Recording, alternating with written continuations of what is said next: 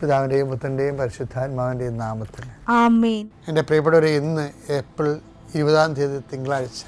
അമ്മേ പരിശുദ്ധ അമ്മേ, അമ്മേ പരിശുദ്ധമേ, ദൈവമാതാവേ, കൃപാസനത്തിലൂടെ ഞങ്ങൾക്കും ഞങ്ങളുടെ ദേശത്തിനും അമ്മ മധ്യസ്ഥം തേടി തന്ന എല്ലാ അനുഗ്രഹങ്ങൾക്കും കൃപകൾക്കും ഞങ്ങളിപ്പോൾ ഹൃദയം നിറഞ്ഞ നന്ദി പറയുന്നു.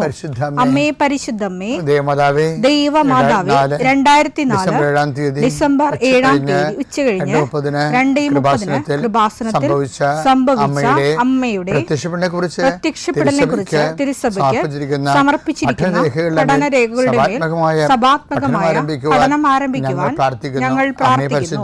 അമ്മേ പരിശുദ്ധമേ, ഭൂസ്വർലോകങ്ങളുടെ രാജ്ഞിയായ അങ്ങേയ്ക്ക് ഭൗമസംരക്ഷണത്തിനായി പ്രപഞ്ചപ്രകൃതിയെ തന്നെ തിരുസഭ പ്രതിഷ്ഠിക്കുവാൻ ഈ പ്രത്യക്ഷീകരണം വഴി ഇടയാക്കണമേ. പരിശുദ്ധമേ, ജപമാല മാതാവേ, സകല കൃപാസനം പ്രാർത്ഥനയോടും ചേർത്ത് ഞങ്ങളിപ്പോൾ പ്രാർത്ഥിക്കുന്ന ഈ കുടുംബത്തിന്റെ പ്രത്യേക നിയോഗം പറ മക്കളെ.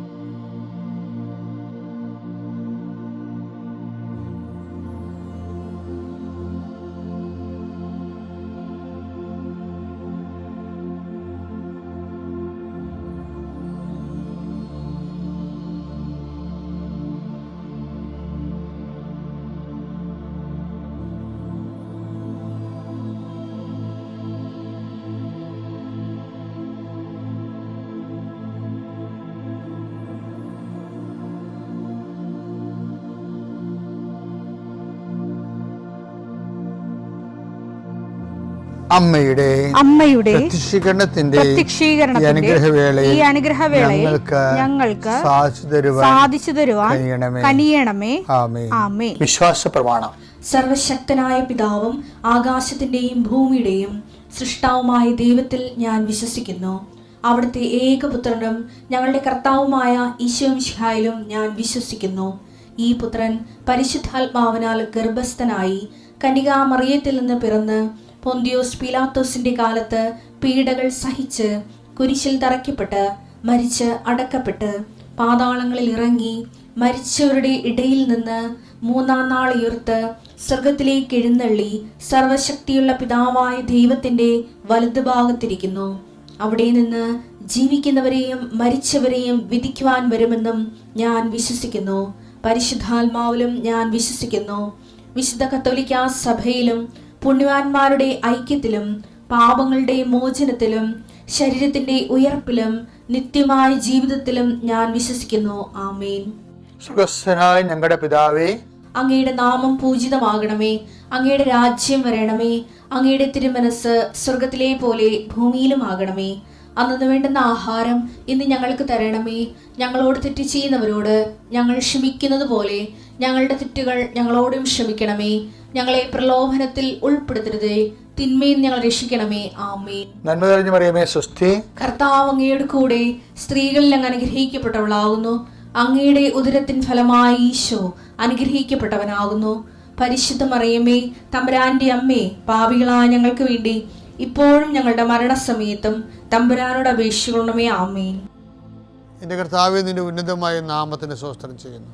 എൻ്റെ കർത്താവേ, നിന്റെ വിശുദ്ധ പൗരോഹിത്യത്തെ മഹത്വപ്പെടുത്തണമേ. എൻ്റെ കർത്താവേ, സഭയിലുള്ള സാന്നിധ്യം പ്രകടമാക്കണമേ.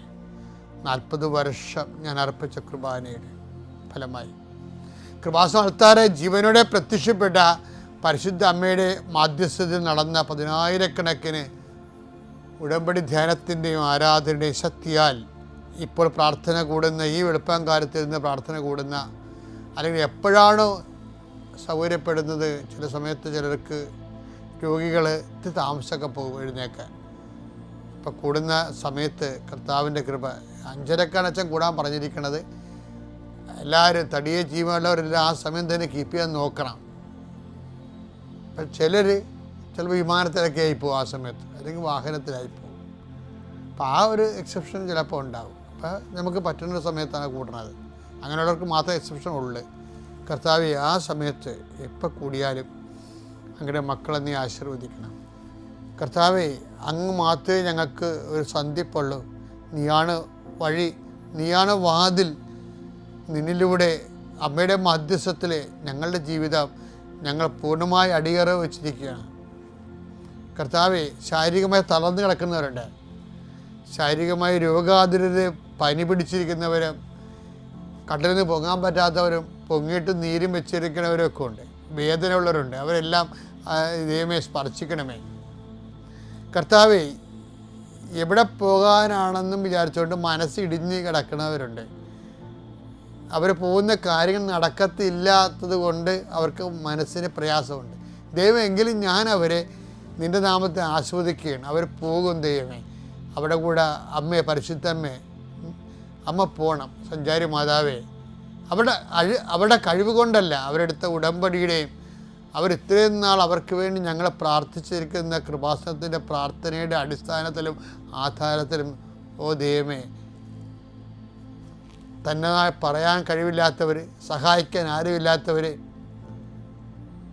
പലതരത്തിലുള്ള ആക്ഷേപങ്ങളിൽ ജീവിക്കുന്നവരവിടെ എല്ലാം കർത്താവേ നീ കൂടെ പോകണമെന്ന് പ്രാർത്ഥിക്കുന്നു. ഈശോയെ,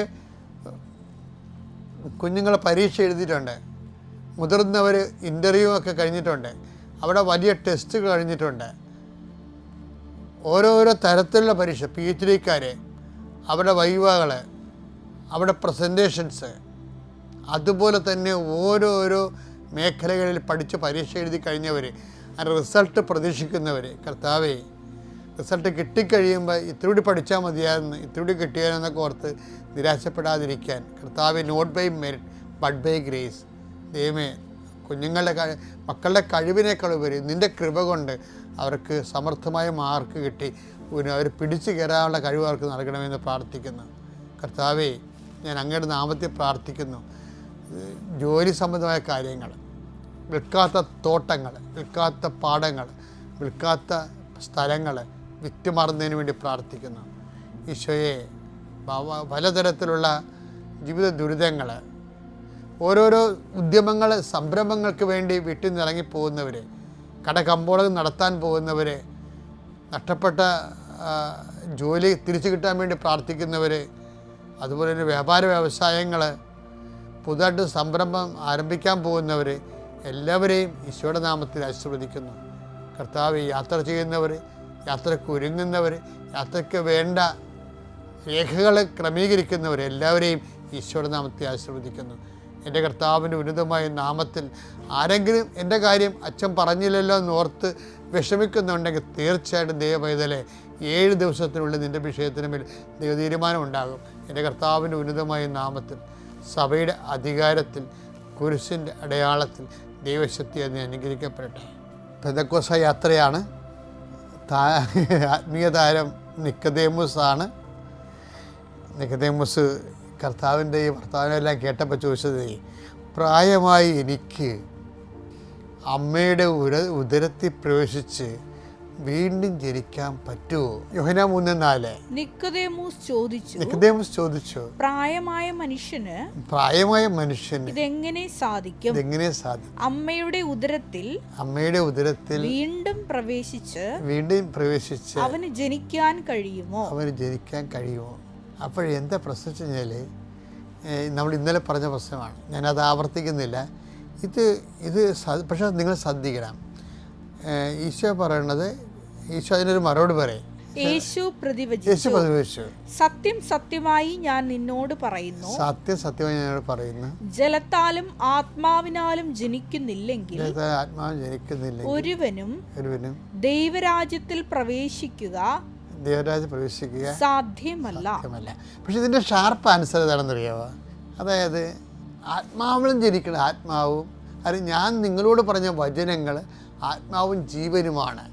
അതാണ് എൻ്റെ യഥാർത്ഥം. ഇത് ഈ നമ്മുടെ ജഡത്തെ മെറ്റീരിയലൈസ് ചെയ്യാനും സ്പിരിച്വലൈസ് ചെയ്യാനുള്ള ബൈബിൾ സൊല്യൂഷൻ ഇതാണ്. എന്താണ്? യോഹന്നാൻ 6:63. ആത്മാവാണ് ജീവൻ നൽകുന്നത്. ജീവൻ നൽകുന്നത്. ശരീരം ഒന്നിനും ഉപകരിക്കുന്നില്ല. നിങ്ങളോട് ഞാൻ പറഞ്ഞ വാക്കുകൾ ആത്മാവും ജീവനുമാണ്. ശരിക്കും പറഞ്ഞ ബൈബിൾ വ്യാഖ്യാനത്തിൽ വരേണ്ടത്, ഞാൻ അങ്ങനെയുള്ള വ്യാഖ്യാനം കേട്ടിട്ടില്ല, കർത്താവിക്ക് എന്തൊരു വെളിച്ചം കൊണ്ട് ഞാൻ പറയണാണിപ്പോൾ. ശരിക്കും ഈ പറയേണ്ടത് ഈ 3:4 3:4 കൂടെ, യോഹന്നാൻ 3:4 കൂടെ ലൂപ്പ് ചെയ്യേണ്ട വചനം 3:4 എന്താണ്? ആത്മാവാണ് ജീവൻ നൽകുന്നത്, ജഡം ഫലശൂന്യമാണ് എന്ന് 6:63 പറയുന്ന സംഭവം തന്നെയാണ് ഇപ്പം ഇവിടെ ഈശോ നിക്കോദേമോസിനെ പറയണത്. എന്താ പറയണത്? യോഹന്നാൻ 3:6 മാംസത്തിൽ നിന്ന് ജനിക്കുന്നത് മാംസമാണ്, ആത്മാവിൽ നിന്ന് ജനിക്കുന്നത് ആത്മാവാണ്. അപ്പം ഈ തമ്മിൽ ഇൻട്രാക്ഷൻ ഇല്ല. പക്ഷേ ഈ രണ്ട് ഇൻട്രാക്ഷൻ ഉണ്ടാക്കാൻ എന്താ മാർഗം? ഉണ്ടാക്കാനുള്ള മാർഗം എന്ന് പറയുന്നത് ഈ 6:63 ആത്മാവാണ് ജീവൻ നൽകുന്നത്. ശരീരം ഒന്നിനും ഉപകരിക്കുന്നില്ല. നിങ്ങളോട് ഞാൻ പറഞ്ഞ വാക്കുകൾ ആത്മാവും ജീവനുമാണ്. അപ്പം അവിടെയാണ് പ്രശ്നം, വാക്കാണ് പ്രശ്നം. ഒരു മെറ്റീരിയൽ ആയിട്ടുള്ള സംഭവത്തെ സ്പിരിച്വലൈസ് ചെയ്യാനുള്ള മാർഗം എന്താ? കർത്താവ് സുവിശേഷത്തിൻ്റെ ഏറ്റവും വലിയ വെളിപാടെന്ന് പറയുന്നത് ഇതിനെ, ഈ മെറ്റീരിയലായിട്ടുള്ള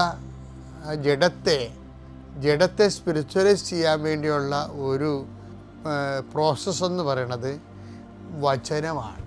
ഞാൻ നിങ്ങളോട് പറഞ്ഞ വചനങ്ങൾ ആത്മാവും ജീവനുമാണ്. ഒരു വ്യക്തി വചനപ്രകാരം ജീവിക്കുകയാണെങ്കിൽ അയാൾക്ക് വീണ്ടും ജനിക്കാമെന്നാണ് പറഞ്ഞത്. ഒരിപ്പോൾ ഞാൻ പെന്തക്കോസ്തയിലേക്ക് നമ്മൾ പോവുകയല്ലേ, അപ്പോൾ അതിൻ്റെ 3-ാം ദിവസമാണ് ഇന്ന്. ഇപ്പോൾ പെന്തക്കോസ്ത യാത്രയുടെ 3-ാം ദിവസമാണ്. അപ്പോൾ ഇന്നെന്താണ് പറയുന്നത്? ഒരു വ്യക്തി വചനപ്രകാരം ജീവിക്കുകയാണെങ്കിൽ ഈ യോഹന്നാൻ 6:63 അനുസരിച്ചുകൊണ്ട് ഇതിനെ, ഈ മെറ്റീരിയലിനെ സ്പെഷ്യലൈസ് ചെയ്യാൻ പറ്റും. ഓരോ വ്യക്തികളും ഇന്ന് പണ്ട് ജഡമായിരുന്നവർ, ജഡത്തിൻ്റെ സ്വഭാവം കാണിച്ചിരുന്നവർ, വെട്ടിപ്പും തട്ടിപ്പും ഒക്കെ ആയിട്ട് നടന്ന്, ഞാൻ പറഞ്ഞില്ലേ, ദൈവത്തിനെ കൊണ്ട് അനുഗ്രഹം ചുരത്താൻ വേണ്ടി കൊച്ചിലൊക്കെ ഇടയ്ക്ക് വരെ സൽപ്രവർത്തികളൊക്കെ ചെയ്ത് നമ്മുടെ അനുഷ്ഠാനങ്ങളും ആചാരങ്ങളും ആരാധനാക്രമങ്ങൾ വരെ നമ്മൾ സൂക്ഷിച്ചാൽ ശരിക്കും പറഞ്ഞാൽ ഇതുപോലെയുണ്ട ദൈവത്തിനെ എങ്ങനെയെങ്കിലും പ്രസാദിപ്പിച്ച് തൽക്കാലത്തേക്കൊന്ന് കാര്യം സാധിച്ച് നിർത്തുക എന്നുള്ള അഡ്ജസ്റ്റ്മെൻ്റ് ആധ്യാത്മികതയായിട്ട് വരും. അപ്പം അത് അപകടകരമാണ് ശരിക്കും. അതുകൊണ്ട് എപ്പോഴും നമ്മൾ ശ്രദ്ധിക്കേണ്ട ഒരു വിഷയം, ഈ പെന്തക്കോസ്ത യാത്രയിൽ എപ്പോഴും നമ്മൾ ശ്രദ്ധിക്കേണ്ടത് പരമാവധി അധിഷ്ഠമായിട്ട് ജീവിക്കാൻ നോക്കുമ്പോൾ നമ്മൾ അറിയാതെ ആധ്യാത്മികത, ദൈവത്തെ പ്രവർത്തിക്കാൻ പറ്റിയ വ്യക്തികളായിട്ട് മാറും, ആത്മാവിൽ ജനിച്ചവരായിട്ട് തീരും. പ്രാർത്ഥിക്കുക. കർത്താവായ ദൈവമേ, യോഹന്നാൻ 6:63 അനുസരിച്ചുകൊണ്ട് വചനപ്രകാരം ജീവിച്ച് ജഡമായ എന്നെ ആത്മാവിന് പ്രവർത്തിക്കാൻ പറ്റുന്ന പരുവപ്പെടുത്തിയെടുക്കുവാൻ ഞാൻ ശ്രമിക്കുമ്പോൾ കർത്താവേ, ആ ശ്രമങ്ങൾക്ക് പിന്തുണ നൽകിക്കൊണ്ട് എന്നെ കൃപയിൽ വളർത്തുവാൻ പരിശുദ്ധാത്മാവിൽ നിറയ്ക്കുവാൻ എന്നെ സഹായിക്കണമേ. പിതാവിന്റെയും പുത്രന്റെയും പരിശുദ്ധാത്മാവിന്റെ നാമത്തിൽ.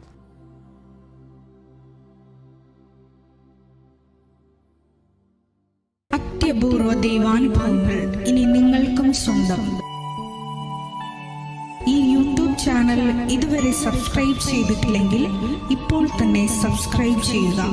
ഈ വീഡിയോ ഇപ്പോൾ തന്നെ നിങ്ങളുടെ സുഹൃത്തുക്കൾക്ക് ഷെയർ ചെയ്തുകൊണ്ട് കർത്താവിന്റെ പ്രേക്ഷിതരാകുക.